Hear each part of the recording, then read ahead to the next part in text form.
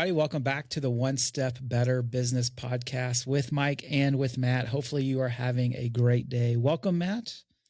Welcome. Hello, Mike. What's up, buddy? Today, so a few weeks ago, we kind of been talking about this series, specifically kind of in restaurant world and profitability and margins and all the things. One of the things that popped up a few weeks ago is the idea of changing pricing on a menu. So can we raise prices? What are our thresholds? What's the benefit? All that kind of stuff. So we're going to go a little bit deeper into that topic specifically. How can we raise prices? What should we be looking at as it comes to margins and menus? And hopefully give some good advice and some thoughts and things from what we see working with the variety of restaurants here in the Memphis area. So that's the point of today's conversation. Before we do that, got a question for you. If we brought a new hire onto the team, who is someone on our existing team that you would be the first to warn them about?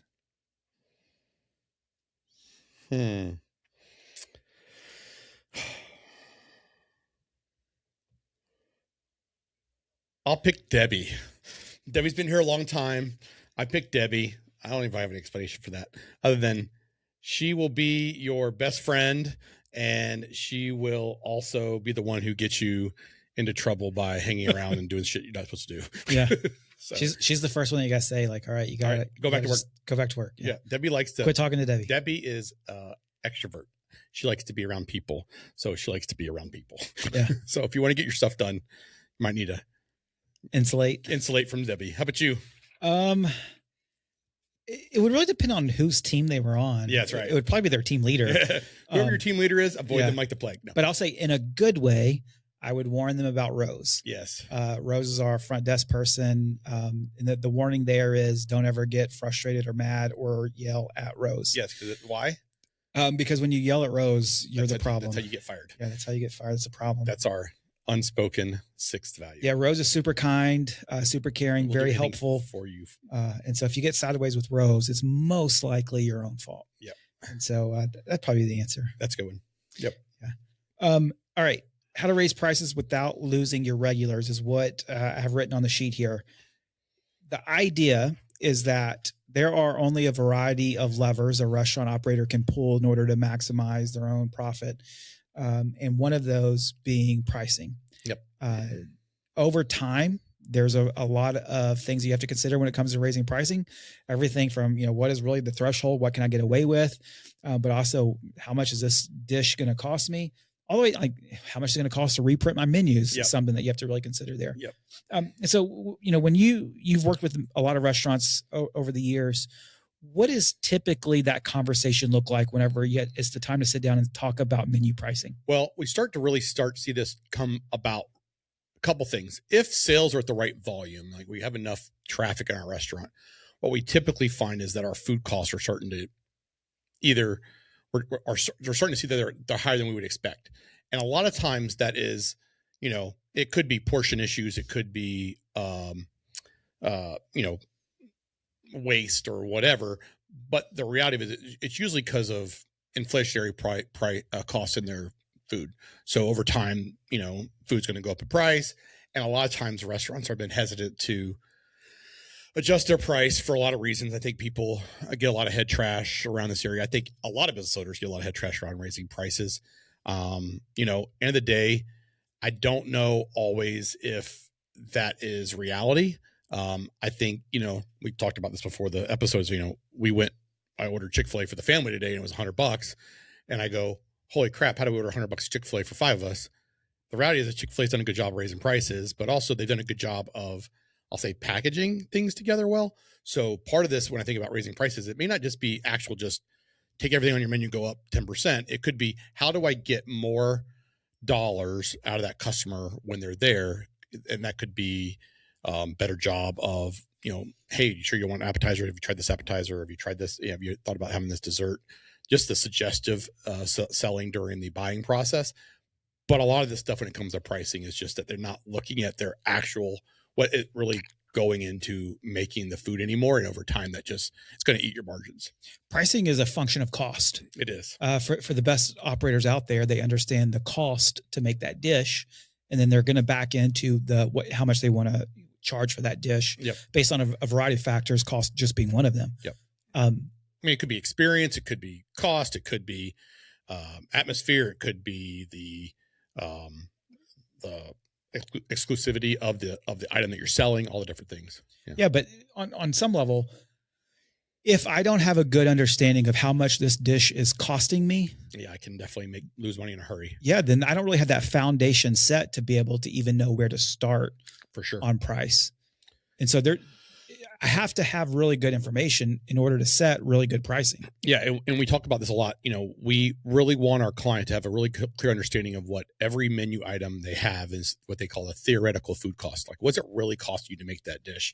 And this became really transparent, maybe a little bit during COVID. I don't know if you guys remember this, when eggs went up through the roof, and I saw some stuff online about this. And it was like, eggs are running you almost $2.50 an egg at one point during the spike, and they're selling omelets for $9. Well, if there's 3 eggs in the omelet, you've pretty much burnt your whole profit on that omelet almost from the start. So I think a lot of it is understand what your theoretical food cost is. You should have an inventory system tied to your point of sale, or that talks to your point of sale, that allows you to have a really good handle on what's it really costing me every time we sell a burger, or, if it's a filet and baked potato and side, what's that really cost me? And so that I know how to set my prices accordingly. When you talk about theoretical food costs versus actual food costs, what do those mean? So theoretical food costs would be based on this quantity, I'm expecting this to be 6 ounces of beef and a slice of cheese and 2 pickles and whatever. And that is, I know exactly what that burger cost me. And so let's say that burger cost me $2.45, let's just say, and I want my food cost to be no more than 25, I'm using round numbers here, 25% of sales. That means I could take my cost of that burger, multiply that by 4. And in theory, that should be the cost of sell that burger. So what's the actual piece? The actual will be, what am I actually spending? And so I spent $1,000. I sold 500 burgers. And so my actual food cost is $2.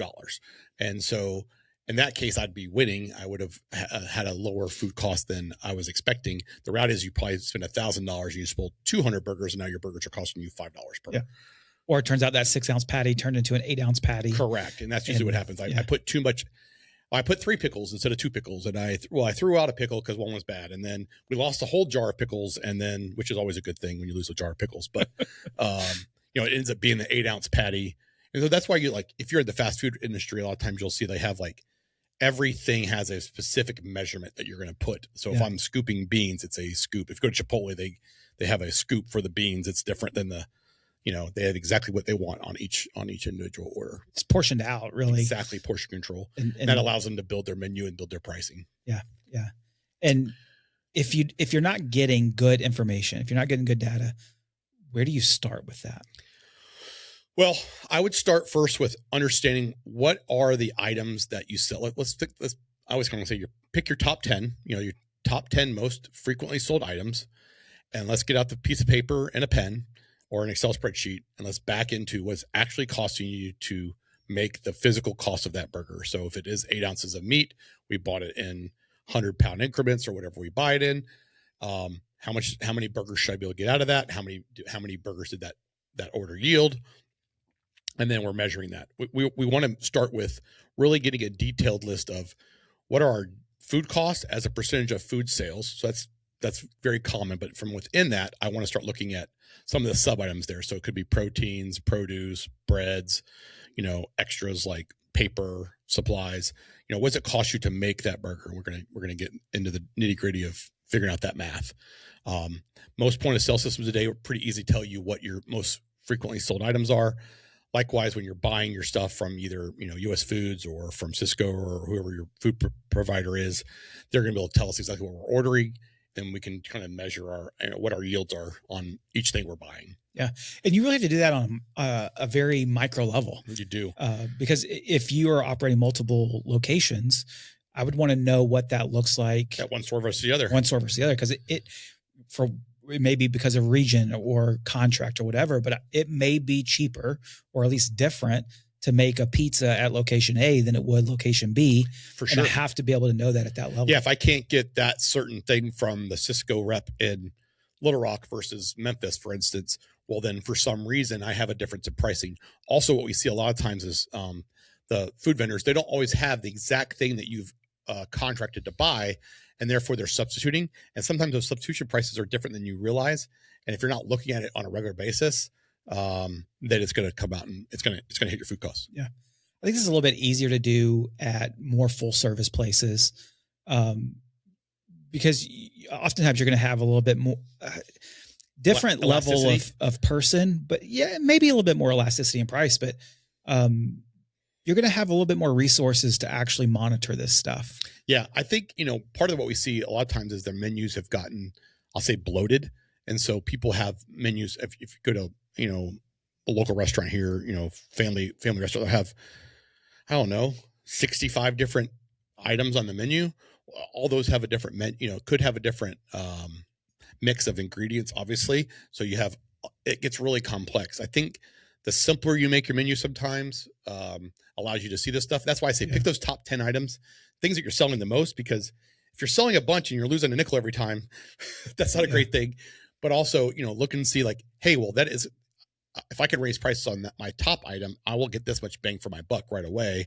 And it may not be significant enough price difference to actually make a buyer decision any different. Like, if you change everything by $1 or 50 cents or whatever, and you're selling 200 of those a day, you're going to end up making another, 10 grand a month. And so that's pretty easy to get to that point where you're like, hey, that was a pretty good, easy switch for something that really didn't really have a lot of price resistance. Yeah. I think you see a lot of this like sodas and coffees, and, get a Coke now is $3.50, $4 a Coca-Cola, or same with the coffee, you get a coffee, like those areas where there's a lot more price elasticity. They're going to order it no matter what.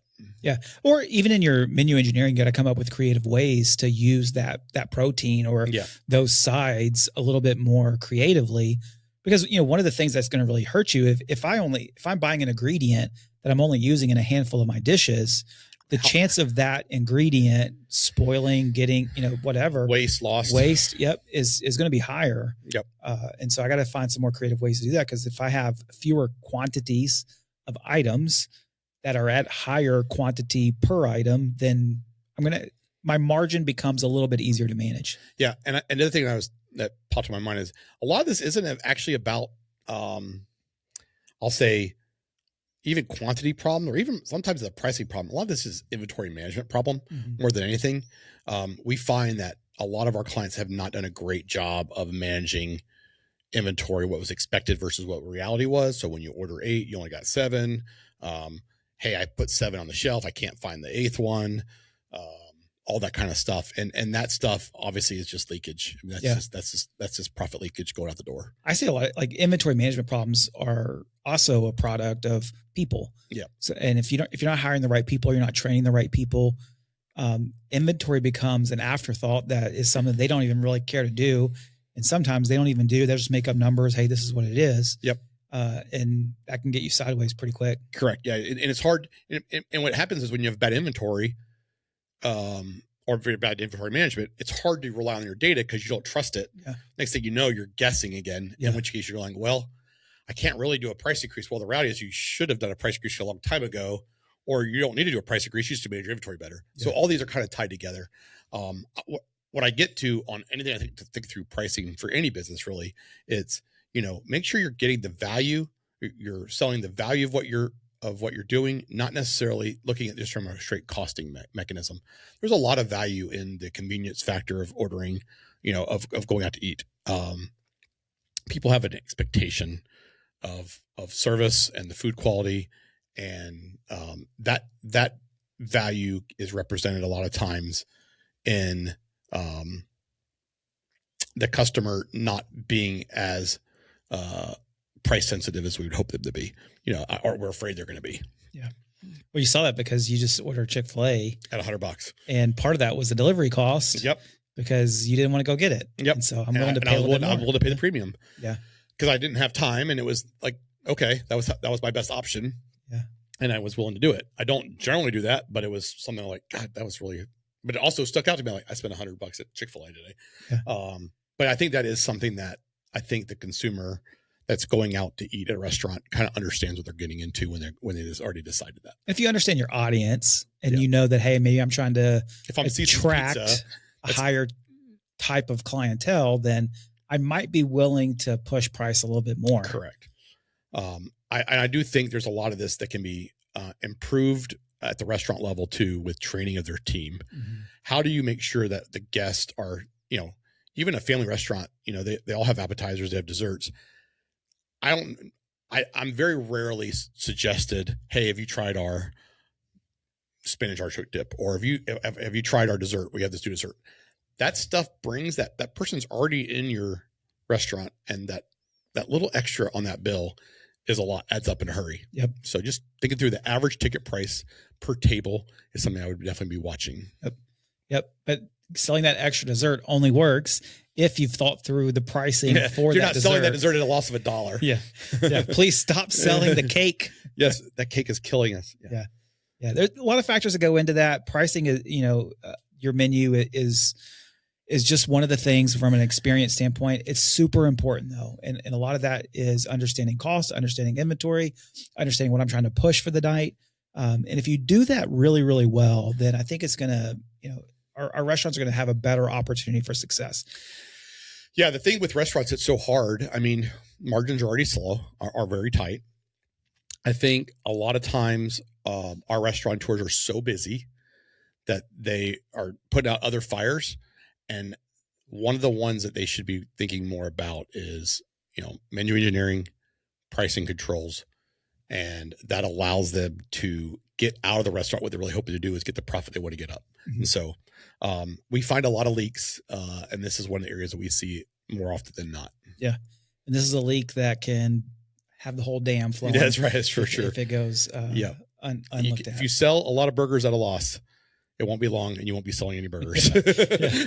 I'm going back to the investors. I need another capital call. Yeah. So good conversation. Really appreciate you guys tuning in and listening. If you have questions about it or want to continue the conversation, we would love to do so. Just reach out and we would be glad to talk about it.